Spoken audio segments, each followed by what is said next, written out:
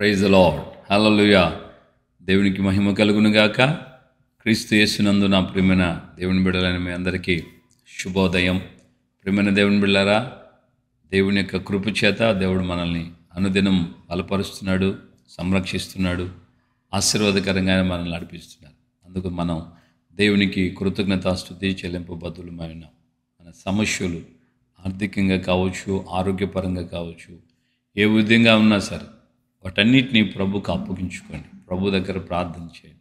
ప్రభు మాకు సహాయం చేయండి అని ఆయన అడగండి. ఖచ్చితంగా వాటన్నిటి నుండి ఆయన మనకు విడుదల ఇస్తాడు.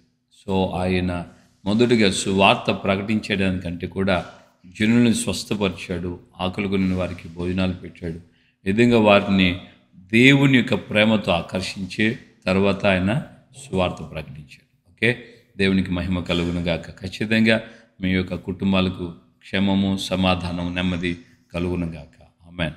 ఈ ఉదయకాలం ముందు నిన్నటి దినం మనం చదువుకున్నాం, రక్షణ ఎందుకు రక్షించబడాలి, ఎందుకు అది అత్యవసరమా, ఆసక్తి, అది కంపల్సరీగా మనకు అవసరమా అన్నటువంటి విషయాన్ని మనం నిన్న చదువుకున్నాం. సో ఈ రోజున మరింతగా మనం దేవుని యొక్క లేఖనంలో మరికొంత విషయాన్ని మనం గమనించినప్పుడు దేవుని యొక్క వాక్యం ఇలా తేటగా చెప్తుంది. రక్షణ అనేది నిశ్చయముగా మనము అవశ్యముగా పొందాలి. రక్షించబడకపోతే బాప్తిస్మిచ్చు యోహాను యేసు ప్రభు కంటే ఒక 6 నెలల ముందు జన్మించాడు. ఆయన సువార్తను కూడా యేసయ్య కంటే ముందే ఆయన సువార్త ప్రకటిస్తున్నాడు. సువార్త ప్రకటిస్తున్నటువంటి వేళలో ఆయన ఉపయోగించినటువంటి మాట ఏంటంటే, సర్ప సంతానమా, రాబోవు ఉగ్రతను తప్పించుకోవడానికి మీకు బుద్ధి చెప్పిన వాడు ఎవడు అని. అంటే మారు మనసుకు తగిన ఫలములు పొందండి, లేనట్లయితే చెట్టు వేరున గొడ్డలు పెట్టబడింది, నరకబడి మంచి ఫలములు ఫలింపని ప్రతి చెట్టును నరకబడి అగ్నిలో పడవేయబడుతుందని ఆయన హెచ్చరించాడు. మారు మనసుకు తగిన ఫలాలు పొందాలి ఒకవైపు, పొందకపోతే ఎక్కడ గొడ్డలు ఉందంటే మనం గొడ్డలు తీసుకొని చెట్టుని ఎక్కడ నరుకుతామంటే చెట్టు మొదల్లో నరుగుతాం. కానీ దేవుని వాక్యం చెప్తుందంటే చెట్టు వేరు ఎక్కడో లోతుగా భూమి లోపల ఉంటుంది, బయటికి కనపడదు. వేరు లోతులో, అంటే మనకు తెలియని రీతిలో లోతుల్లోనే ఆ యొక్క గొడ్డలి ఉంచబడిన విషయాన్ని దేవుని వాక్యం తేటగా చెప్తుంది. మరి ఈ రోజున మన వ్యక్తిగత జీవితాలలో మనం మార్పు చెంది మారు మనసుకు తగిన ఫలాలు ఫలిస్తూ దేవుని యొక్క సన్నిధిలో మనం నడిపించబడాలన్న విషయాన్ని గుర్తు చేస్తుంది దేవుని వాక్యం. హెచ్చరికతో కూడింది సువార్తలో, రక్షణ సువార్తలోనే హెచ్చరికతో కూడిన మాటలు కూడా ఉన్నాయి. సంపూర్ణత ఆ యొక్క సువార్తలో ఉంది. ఈ విషయాన్ని ప్రవక్త అయినటువంటి యెషయా ద్వారా మనం గమనించవచ్చు. 61వ అధ్యాయంలో అవన్నీ వ్రాయబడింది. బీదలకు సువార్త ప్రకటించుటకు యెహోవా ఆత్మ నా మీద ఉన్నది, దీనులకు సువార్త ప్రకటించడానికి ప్రారంభించబడినటువంటి ఆ మాటలు హితవత్సరమును ప్రకటించుటకు దేవుని ప్రతిదండన దినాన్ని, ప్రతిదండన విషయాన్ని కూడా ప్రకటిస్తుంది.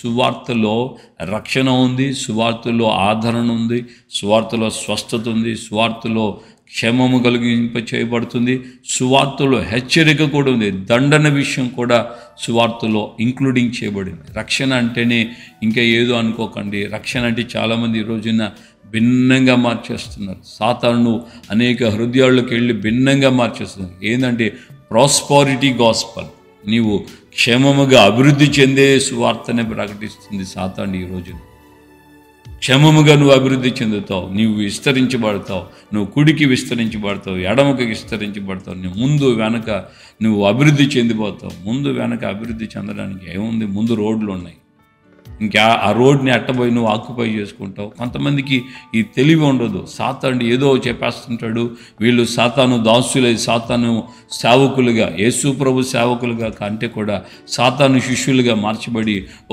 ప్రాస్పరిటీ, నువ్వు అభివృద్ధి చెందిపోతావు, నువ్వు విస్తరించబడతావు, నువ్వు ఉన్న డొక్కు కారు పోయి BMW కొనేస్తావు, నువ్వు అంతా ఫేమస్ అయిపోతావు, నువ్వు బంగ్లాలు కడతావు, డూప్లెక్స్లు బిల్డింగ్లు కడతావు. సాతానుడు ఒక వ్యక్తిని ఎంత సునాయాసంగా మార్చేశాడంటే, సింపుల్గా ప్రార్థనకి రమ్మని నేను ఒక తమ్ముడికి చెప్పాను. నువ్వు క్రమంగా ప్రార్థనలో ఉండయ్యా. మన సంఘ క్రమాల్లో సాయంకాలపు ప్రార్థనలో కూడా రండి, మీకు క్షేమము ఆశీర్వాదకరంగా దైవికమైనటువంటి మార్గాల్లో నడిపించబడతారు అని. సో ఆ తమ్ముడు ఆ మాటలు వినకుండా, నేను ఇప్పటికిప్పుడే డూప్లెక్స్ కట్టేస్తాను, నా ఇంటి ముందు కారు పెట్టేస్తాను, నాకు అంత అవుతుంది ఇంత అవుతుంది అని సాతానుడు కొంచెం అతని హృదయంలో బయట వ్యక్తుల ద్వారా కొన్ని మాటలు వినిపింపజేశాడు. ఈ కథం ఇక ఆయన యొక్క జీవితం కేల్కతం దుకాణం బంద్ అని అంటుంటాడు ఒక అతను. నాకు తెలిసిన ఒక పాస్టర్ గారు, కేల్కతం దుకాణం బంద్ అని. సో ఆ విధంగా ఇతను కేల్కతం అయిపోయింది, దుకాణం బంద్ చేసుకున్నాడు, చర్చికి మానేసాడు. నా దగ్గరికే కాదు, ఇక ఈ ఊర్లో కాదు, ఎక్కడ ఏ ఊర్లోకి కూడా నువ్వు ఏ చర్చికి కూడా పోవట్లే. అయ్యగారు ఆయనకు కళ్ళ ముందు కనబడేదంతా ఇప్పుడు ఏం కనబడుతుందంటే డూప్లెక్స్ కావాలి, కారు కావాలి. దానికి పేరు ఎవరంటే దేవుడే నన్ను ఆస్వాదించాడు. దేవుడు అట్లా ఆస్వాదిస్తాడు. మైండ్లో ఉన్నాడా, తలకాయ ఏమైనా ఉందా? దేవుడు అట్లా ఆస్వాదిస్తాడు. చర్చికే పోలేదు, నువ్వు దైవికమైన క్రమంలోనే బ్రతకలేదు. క్రమంగా క్రైస్తవుడు అంటే చర్చికి వెళ్ళాలి, వాక్యం చదువుకోవాలి, ప్రార్థన చేసుకోవాలి, సేవకులతో సంఘంతో సహవాసంలో ఉండాలి. ఆది కాలంలోనే వీరు అపోస్తుల బోధ ఎందును, సహవాసం ఎందును, రొట్టె విరుచుటెందు, ప్రార్థన ఎందు ఎడతెగక ఉన్నారు. మరి ఈ క్రమాలు ఏవీ లేవు. దేవుడు నన్ను ఆశీర్వదించాడు, నాకు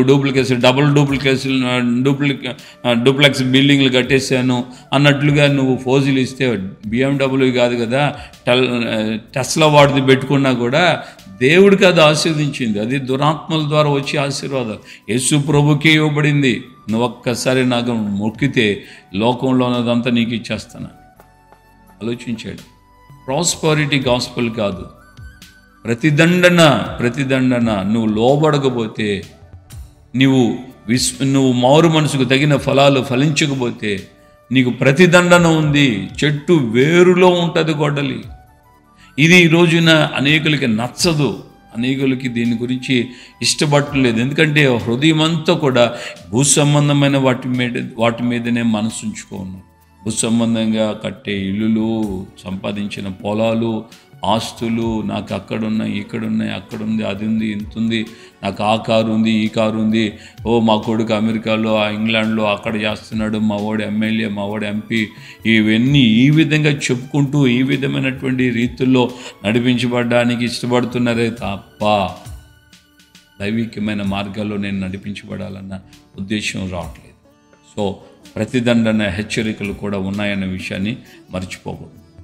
అలాగే మనం గమనించినప్పుడు దేవుని యొక్క లేఖనం మనకు ఎందుకు రక్షణ, సాల్వేషన్, ఈ యొక్క పరిస్థితి దేవుడు మనం కలిగింపచేశాడంటే దేవుని వాక్యం చెప్తుంది. దావీదుడైనటువంటి పౌలు ద్వారా దేవుని యొక్క లేఖనం ఇలా చెప్తుంది, మీరు మూర్ఖమైన వక్ర జనం మధ్య నిరపరాధులు, నిష్కలంకులు, అనింద్యులైన దేవుని కుమారులకున్నట్లుగా వారి మధ్య మీరు జీవవాక్యమును చేతబట్టుకొని లోకమందు జ్యోతుల వలె ప్రకాశించండి అని రాయబడి.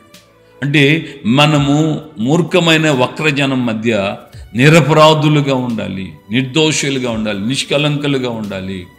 సో ఇంత విధమైనటువంటి జీవితాన్ని జీవిస్తూ జీవవాక్యమును చేతబట్టుకొని లోకమందు జ్యోతుల వలె ప్రకాశించాలి. లోకంలో జ్యోతులాగా మనం కనబడాలి. అది దేవుని యొక్క ఉద్దేశం, రక్షించినటువంటి ఉద్దేశం. దేవుడు మన కొరకు రక్షించినటువంటి, మన కొరకు తన ప్రాణం పెట్టి మనల్ని ఆయన స్వరక్తముతో సంపాదించుకున్నదానికి కారణం ఏంటంటే మన జీవితాలు మనము ఆయనకు మహిమను తీసుకొచ్చే విధానంగా ఉండాలని ఆయన యొక్క వాంఛ. మరి మన జీవితాల్లో ఆ విధమైనటువంటి జీవితాన్ని, క్రియని మనం బ్రతుకుతూ దేవుని యొక్క ఉద్దేశాలు మనలో నెరవేరుతున్నాయని మనం చెప్పగలుగుతున్నామా? నేను మూర్ఖమైన వక్రజనం మధ్య నిరపరాధిగా ఉన్నాను, అనింద్యుడిగా ఉన్నాను, ఏ నింద నా మీద లేదు, అనింద్యుడిగా ఉన్నాను, ఇదిగో జీవవాక్యమును చేతబట్టుకొని జ్యోతిగా కనబడుతున్నాను. ఆ విధమైనటువంటి స్థితి మనకు అవసరం. చివరిగా మనం గమనిస్తే దావీదు పౌలు గారు అంటారు, మనము అనేకమైన శ్రమలు అనుభవించి, ఇలాగున మనం అనేకమైన శ్రమలు అనుభవించి దేవుని రాజ్యంలో ప్రవేశించాలి.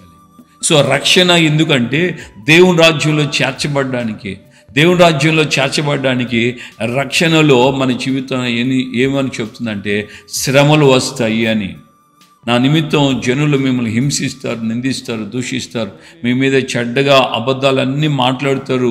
వీటన్నిటిని పలుకున్నప్పుడు మీరు సంతోషించి ఆనందించండి, పరలోకమందు మీ ఫలం అధికమగునని యేసయ్య మత్తయి సువార్త 5వ అధ్యాయంలో క్లియర్గా చెప్పాడు. మరి ఈ రోజున మన జీవితంలో ప్రభు కొరకు నిందలేమైనా అనుభవిస్తున్నామా?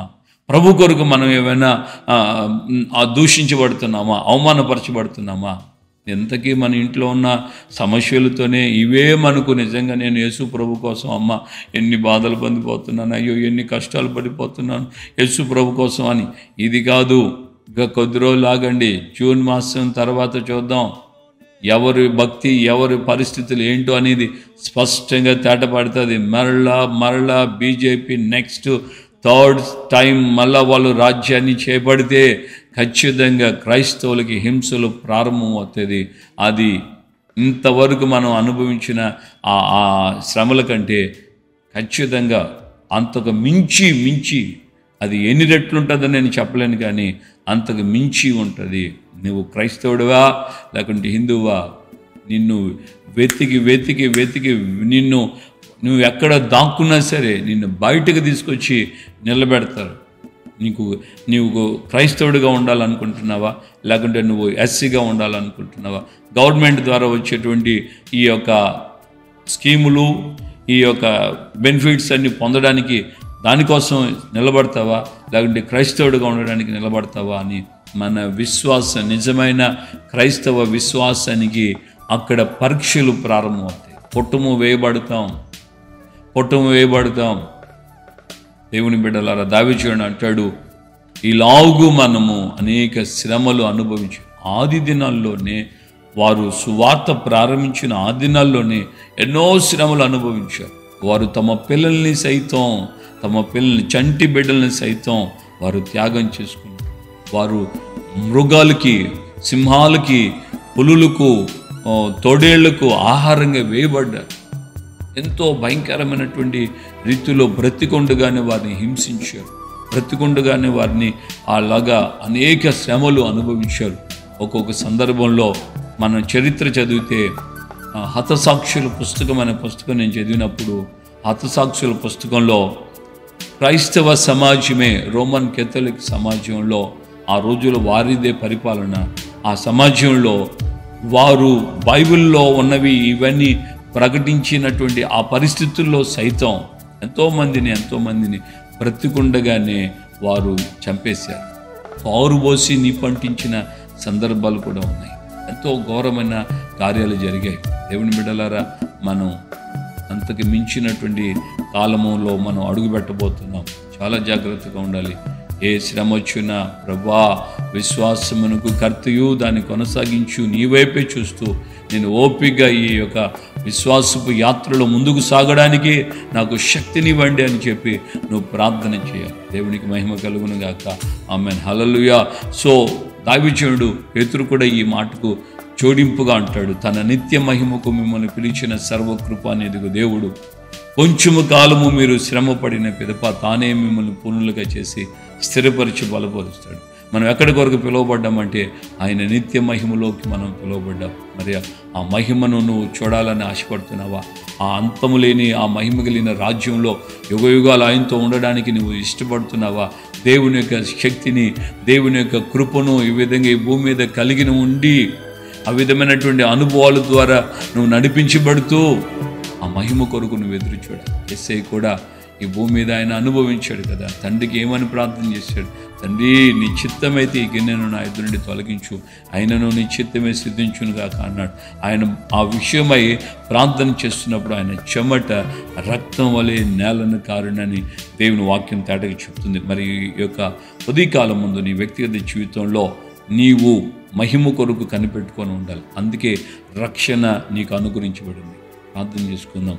ప్రేమగల తండ్రి, మీ పాదాల స్తోత్రాలు. ఈ ఉదయకాలం ముందు మాతో మీరు మాట్లాడి అయ్యా మీరు మమ్మల్ని బలపరిచారు, ధైర్యపరిచారు, అందుకే స్తోత్రం చెల్లిస్తున్నా. ప్రభువా, మాకు రక్షణ భాగ్యం ఎందుకు ఇవ్వబడిందో అయ్యా మీరు ఈ యొక్క దినమందు కూడా 3 విషయాలు మాకు తెలియచేశారు. మేము రక్షించబడుతున్నటువంటి వేళలో మారు మనసుకు తగిన ఫలాలు ఫలించకపోతే చెట్టు వేరునే గొడవలు ఉంటుందని హెచ్చరించారు. అలాగే మేము రక్షించబడిన మేము అయ్యా జ్యోతుల వలె నిరపరాధులుగా, నిర్దోషులుగా, అనింద్యులుగా జ్యోతుల వలె మేము ప్రకాశించాలని రాయబడింది. తర్వాత నాయన మేము ఆ నిత్య మహిమలో ప్రవేశించాలంటే అయ్యా మేము శ్రమ పడక ముందే మేము ప్రవేశించలేము. శ్రమ పడిన తర్వాతే పరలోక రాజ్యంలో మహిమలో ప్రవేశిస్తామని అయ్యా మీ లేఖనాలు తేటగా చెప్తున్నాయి. సో మా వ్యక్తిగత జీవితంలో మేము ఈ విషయాన్ని గుర్తిస్తూ మా యొక్క బ్రతుకులో మేము ఈ విషయాన్ని సరిచేసుకుంటూ అయ్యా మీ యొక్క రాకళ్ళలో రాజ్యంలో మేము కనబడు నిమిత్తమై అయ్యా మా ఒక్కొక్కరికి మీరు సహాయం చేయి. మీరు పిలిచిన మహిమలో మేము ప్రవేశించినట్లుగా మీ కృప చేత మమ్మల్ని బలపరిచి నడిపించాను. ఘనత, మహిమ, ప్రభావాలు మీరు మాత్రమే పొందమని ఈ మాటలు నేను బిడ్డలందరినీ ఒక్కొక్కరిని ఆస్వాదించి అయ్యా మీరు అక్కడికి మహిమలో ప్రవేశించినట్లుగా సిద్ధపరిచి స్థిరపరచమని యేసు నామమున ప్రార్థన చేసి పొందుకున్నాము. ఆమేన్. ప్రభువైన యేసుక్రీస్తు కృపయు తండ్రి అయిన దేవుని ప్రేమ, పరిశుద్ధాత్మిక అన్యోన్య సహవాసం, సమాధానం ఇప్పుడు ఎల్లప్పుడూ సకల పరిశుద్ధులకి మనకును ప్రభు అక్కడ పర్యంతం కృపతోడే ఉండి నడిపించునుగా. హల్లెలూయా. ప్రభుపేట అందరికీ వందనాలు. నిశ్చయం దేవుని కృప చేత మనం ఒక్కొక్కరం బలపరచబడదాం. ఆయన యొక్క రాకడికి రాజ్యం సిద్ధపడాలి. మహిమలో ఆయనతో కూడా మనం యుగయుగాలు ఉండాలి. అందుకని యేసయ్య 2024 సంవత్సరాల క్రితం ఈ భూమి మర్చిపోకుండా ప్రభు యొక్క రాకడికి మహిమ కొరకు సిద్ధపడాలి. ప్రభుతో కృప మనకు తోడుగా ఉండాలి.